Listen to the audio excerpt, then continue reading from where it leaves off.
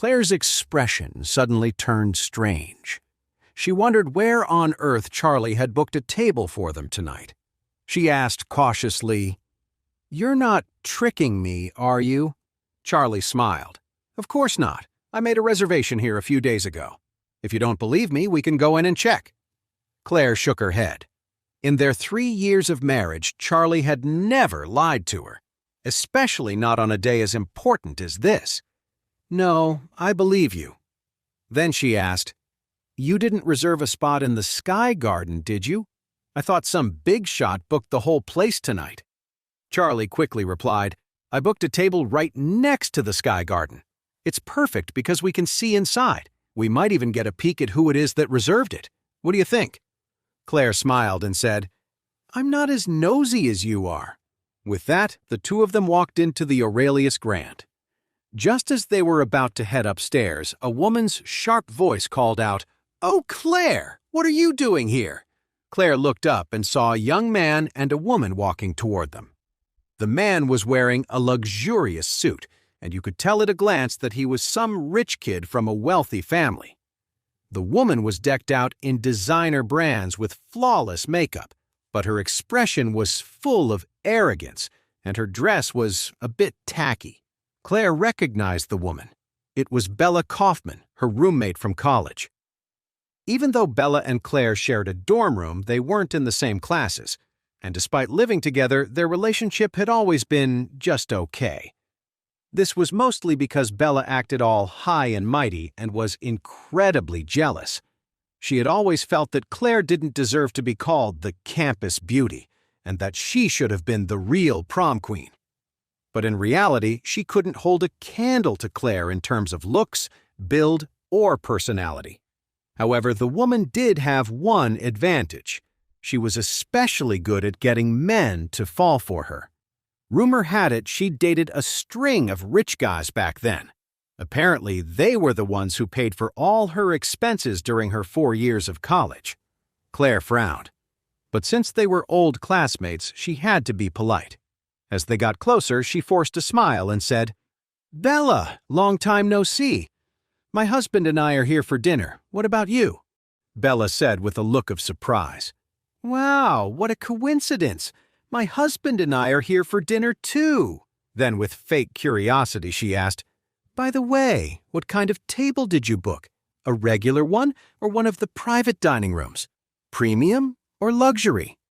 Claire had no idea what Charlie had planned, so she could only answer honestly, "I'm not sure. My husband made the reservation."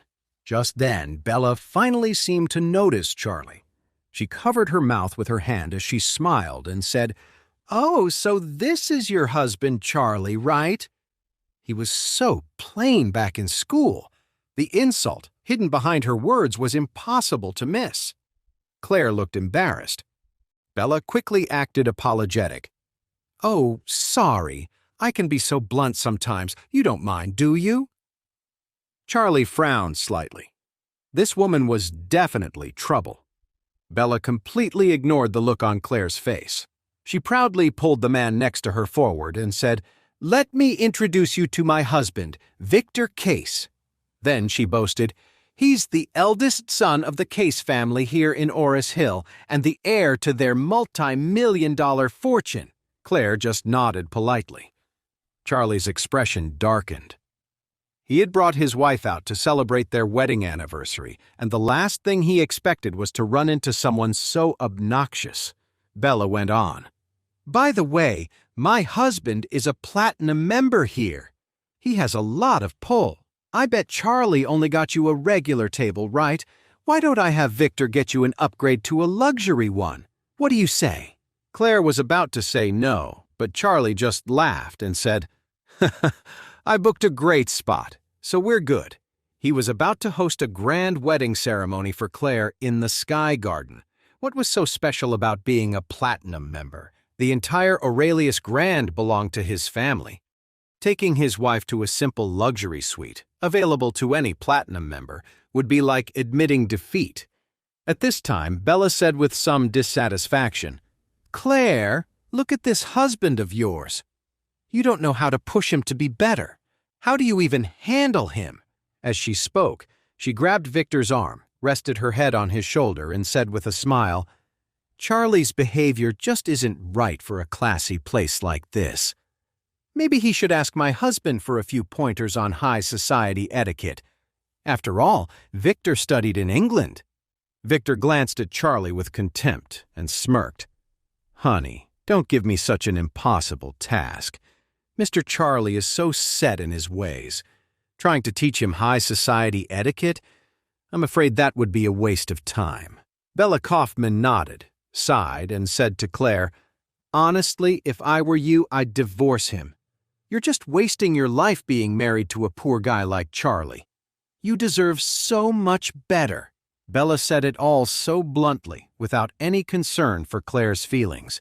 Claire couldn't take it anymore. She said coldly, "Bella, what's that supposed to mean?" "You have no right to talk about my husband like that." Bella covered her mouth and smiled. "Oh, don't act so high and mighty. You looked down on me all through college. You thought you were so special, the campus queen, just because your family had a little money.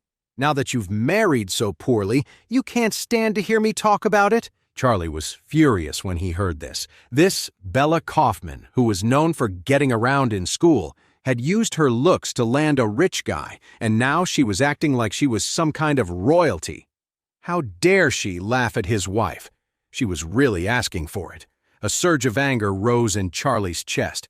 He pulled out his phone and sent a text message to Isaac, the manager of the Aurelius Grand.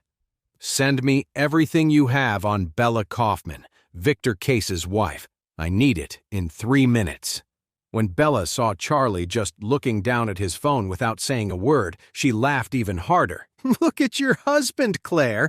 I'm making fun of you, and he doesn't even have the guts to say anything back." Just then, Charlie's phone buzzed with a text from Isaac. "Sir, I've sent you the information on Bella Kaufman." Charlie read the long text message, then looked up at Bella and her husband, Victor. A small smile played on his lips as he asked, "I just got some interesting information. Would you two like to hear it?" Bella frowned and asked, "What information?" Charlie said loudly, "Bella Kaufman, female, age 26, graduate of Oris Hill University.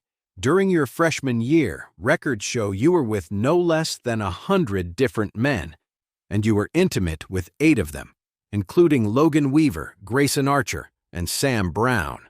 Bella was stunned. Her face went pale as she blurted out, "What are you talking about? Be careful, I'll sue you for slander." Victor frowned, clearly shocked by what he was hearing. Charlie continued, "Oh, and this is interesting. You were with 2 men at the same time on several occasions. One was named Noah Paxton, and the other was Levi Paxton. They seem to be brothers." Bella Kaufman, in horror, "You're lying! You're making it all up!" Charlie didn't stop. "Also, during your sophomore year, you were kept by the vice president of Sunrise Corporation for $30,000 a month. The relationship lasted for 3 years, with more than one health issue along the way. Your last visit to the Oris Hill Women's and Children's Hospital was particularly serious, and the doctor said it might affect your chances of having children in the future." He then turned to Victor and asked curiously, "Mr. Case, if I'm not mistaken, you don't have any children yet, do you?" Victor's expression turned ugly. He glared at Bella and demanded, "What is he talking about?" Sweat poured down Bella's face as she said in a panic, "Victor, don't listen to him. He's just making things up. I gave myself to you for the first time. You know that." Charlie just smiled. "Don't worry, there's more. It gets even better." Bella frantically grabbed Victor's arm, trying to pull him away. "Stop talking! Honey, let's go! We're going to be late for dinner!" Victor stood his ground, his eyes fixed on Charlie. "What else?" Charlie smiled. "Listen closely. After graduating from college, Bella had extensive plastic surgery at a cosmetic clinic. A month later, she got a job at Case Industries and deliberately got to know you, Victor Case, by scratching your car. After he finished, Charlie looked up at Victor. "Am I right?" Victor was speechless. He knew those last parts were true. That meant all the other things were probably true too. Bella was pale, her whole body shaking in panic. She begged Charlie, "Charlie, I'm begging you, please stop talking, please." Charlie sneered. "Now you're begging me? Sorry, it's too late." Then he added, after knowing Victor Case for just 2 weeks, she used a business trip to San Francisco as an excuse to get restorative surgery at a Beverly Hills plastic surgery clinic. When she got back, she officially became Victor's girlfriend, and they were married within 6 months. Bella had slumped to the floor. She had no idea how Charlie knew all her secrets. He was airing all her dirty laundry right in front of her husband. Victor was so furious that he looked like steam was about to come out of his ears. He whirled around, glared at Bella, and screamed, "So you lied to me! That night wasn't your first time, was it?" Bella quickly denied it. "No, Victor, you were my first." Charlie smiled. "Don't worry, I can get the medical records from her surgery. You'll know the truth as soon as you look them up." Victor grabbed Bella by the collar. "Are you going to tell me the truth or not? Because after I check those records, I'm throwing you out. Your father, your mother, your brother, all of them are getting kicked out of my villa. And your brother can forget about his job at Case Industries. I'll leave your whole family on the street." Bella finally broke down, crying and kneeling on the floor, begging for mercy. "Honey, please don't be angry. I was wrong. Those were all mistakes I made when I was young and foolish. I changed my ways for you. I'm a different person now." Just then, Charlie added, "Don't believe her. Even after she married you, she had one last fling with the man who was taking care of her. And he has proof. If you want, I can get the video and send it to you."